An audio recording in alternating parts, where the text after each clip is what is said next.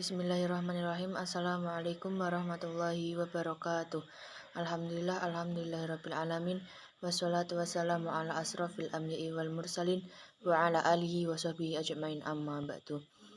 Yang kami hormati Bapak Muhammad Heri Yudanta MPDI selaku dosen pengampu mata kuliah pengembangan perangkat pembelajaran, dan tak lupa teman-temanku yang berbahagia.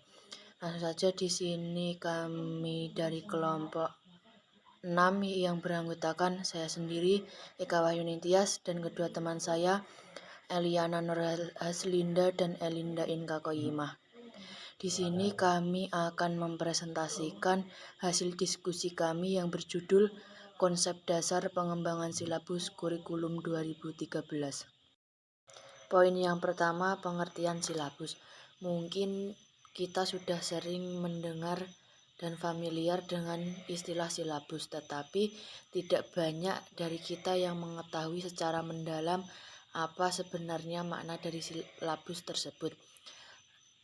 Istilah silabus didefinisikan sebagai garis besar, ringkasan ikhtisar atau pokok-pokok isi materi pembelajaran.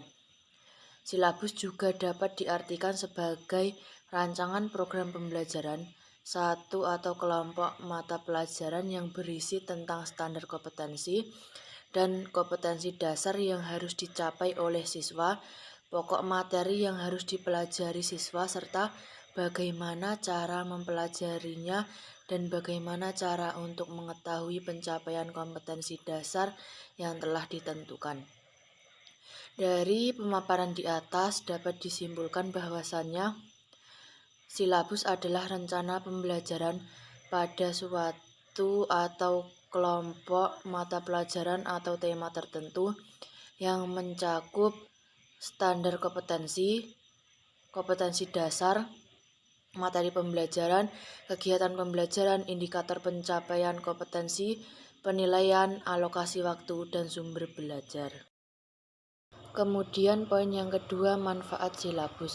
Silabus yang notabene-nya sebagai rancangan program memiliki beberapa manfaat penting bagi semua pihak yang berkepentingan dalam dunia pendidikan. Untuk guru, silabus bermanfaat sebagai pedoman dalam menyusun perencanaan pelaksanaan pembelajaran, sebagai pedoman dalam penyelenggaraan suatu proses pembelajaran. Sedangkan bagi pengawas, silabus akan bermanfaat untuk melakukan supervisi sekolah, misalnya untuk memberikan layanan dan bantuan kepada guru yang mengalami kesulitan, atau untuk mengobservasi apakah pembelajaran yang dilakukan guru berada pada jalur yang sesuai. Landasan pengembangan silabus. Landasan pengembangan silabus adalah Peraturan Pemerintah Republik Indonesia Nomor 19 Tahun 2005 tentang Standar Nasional Pendidikan Pasal 17 Ayat 2 dan Pasal 20 yang berbunyi sebagai berikut.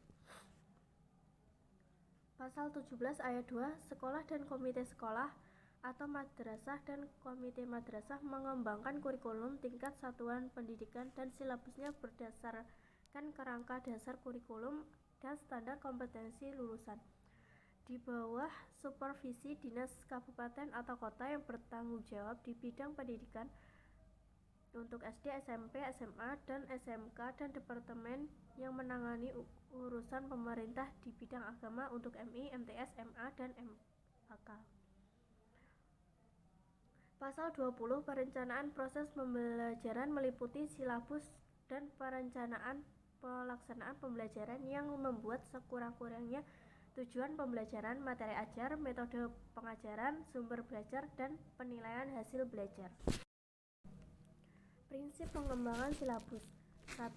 Inilah keseluruhan materi dan kegiatan yang menjadi muatan dalam silabus harus benar dan dapat dipertanggungjawabkan secara keilmuan. 2. Relevan cakupan, kedalaman, tingkat kesukaran, dan urutan penyajian materi dalam silabus harus disesuaikan dengan tingkat pembelajaran fisik, intelektual, sosial, emosional, dan spiritual peserta didik.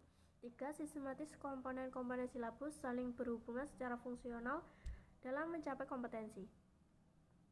4. Konsisten adanya hubungan dan konsisten ajak taat asas antara KD, indikator, materi pembelajaran, kegiatan pembelajaran, sumber belajar secara teknik, dan instrumen penilaian. 5. Memadai cakupan indikator, materi pembelajaran, kegiatan pembelajaran, sumber belajar, dan sistem penilaian cukup untuk menunjang pencapaian KD. 6. Aktual dan konseptual cakupan indikator, materi pembelajaran, pengalaman belajar, sumber belajar, dan sistem penilaian memperhatikan perkembangan ilmu, teknologi, dan seni mutakhir dalam kehidupan nyata dan peristiwa yang terjadi. 7. Fleksibel, keseluruhan komponen silabus dapat mengakomodasi keragaman peserta didik, pendidik, serta dinamika perubahan yang terjadi di sekolah dan kebutuhan masyarakat. 8. Menyeluruh komponen silabus mencakup keseluruhan ranah kompetensi baik kognitif, afektif maupun psikomotor. Pengorganisasian dan tata laksana pengembangan silabus.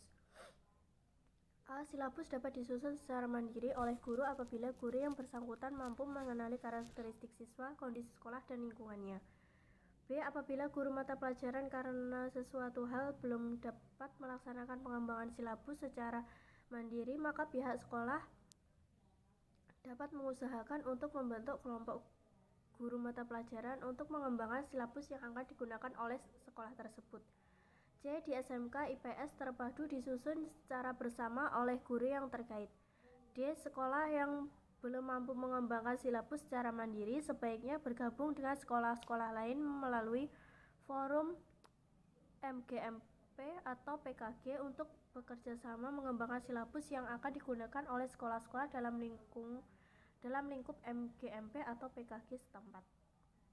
E. Dinas pendidikan setempat dapat memfasilitasi penyusunan silabus dengan membentuk sebuah tim yang berdiri dari para guru berpengalaman di bidangnya masing-masing. Selanjutnya, prosedur pengembangan silabus. Yang pertama, perancangan desain. Tahap ini diawali dengan kegiatan mengidentifikasi standar kompetensi dan kompetensi dasar yang terdapat dalam standar isi.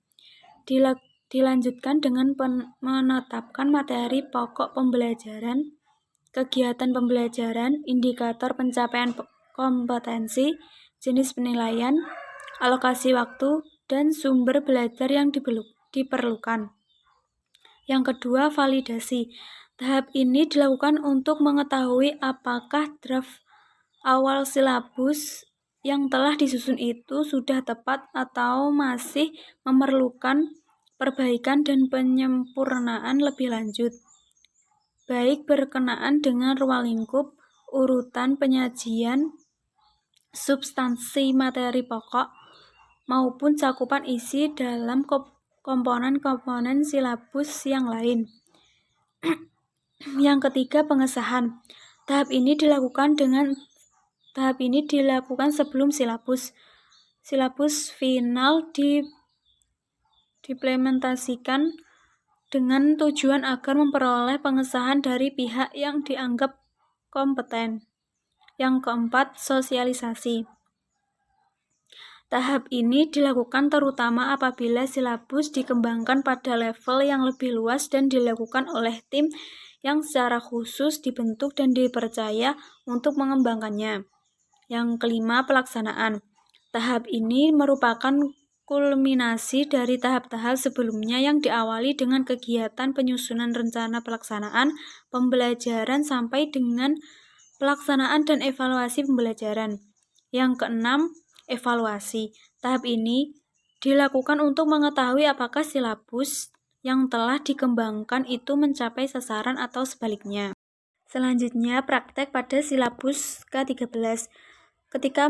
Ketika siswa mampu belajar dengan baik sekaligus mencapai kompetensi sesuai harapan, tentu ada sebuah proses perencanaan pembelajaran yang disusun oleh guru secara terencana dan terstruktur. Beberapa hal yang perlu diperhatikan yaitu yang A, dalam menyusun rencana pelaksanaan pembelajaran atau RPP, hendaknya memperhatikan keberagaman peserta didik, mulai dari perbedaan jenis kelamin, kemampuan atau tingkat intelektual yang dimiliki, potensi, keinginan juga bakat, budaya, latar belakang, dan lingkungan peserta didik maupun perbedaan-perbedaan lainnya. B. Merangsang keterlibatan peserta didik secara aktif guna membentuk motivasi, inisiatif, kreativitas, inspirasi, kemandirian, serta semangat belajar. C. Meningkatkan budaya literasi sehingga peserta didik mampu mencipta karya-karya berupa tulisan. D. Adanya umpan balik atau feedback dan rencana tidak lanjut atau RTL yang berisi penguatan, pengayaan, dan remedial. E.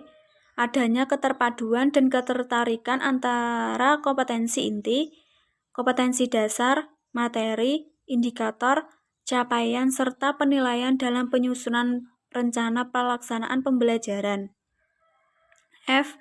RPP disusun dengan mempertimbangkan penerapan teknologi informasi dan komunikasi secara terpadu dan efektif sesuai dengan situasi dan kondisi. Pendapat lain yaitu Mulyasa bahwa prosedur tersebut dapat dilakukan dalam pembelajaran kurikulum 2013 yaitu A. Pelibatan secara aktif peserta didik dalam menelaah serta memaknai materi dan kompetensi baru. B. Dalam proses pemecahan masalah atau problem solving, usahakan selalu melibatkan siswa secara aktif, terlebih mengenai masalah-masalah faktual. C. Kaitkan antara materi dengan kompetensi baru melalui berbagai aspek kehidupan nyata. D. Materi standar dapat diperoleh menjadi kompetensi dan karakter siswa apabila metode yang digunakan dipilih dengan tepat. Sekian presentasi dari kelompok kami. Apabila ada kesalahan, kami mohon maaf yang sebesar-besarnya. Billahi taufik wal hidayah. Wassalamualaikum warahmatullahi wabarakatuh.